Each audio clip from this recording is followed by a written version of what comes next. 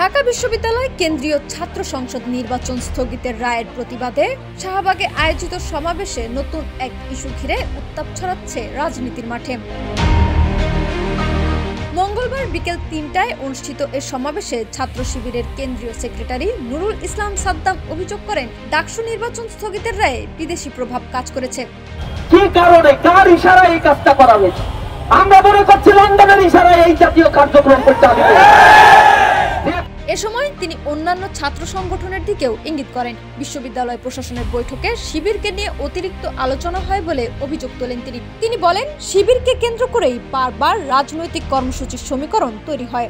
আপনারা দেখেছেন ঢাকা বিশ্ববিদ্যালয়ে ইসলামী ছাত্র শিবিরকে ঠেকানোর জন্য বামরাম এবং ছাত্রদল সহ ঐক্যবদ্ধ একটা জোট হয়ে গিয়েছে। তারা বিশ্ববিদ্যালয়ের ভিসি প্রশাসন যখন আমাদের ডাকে 20টা ছাত্র সংগঠন একসাথে হয়ে 3 ঘন্টা মিটিং করলে 2.5 ঘন্টা 3 ঘন্টা শুধু ছাত্র শিবিরকে নিয়ে বক্তব্য রাখে তারা।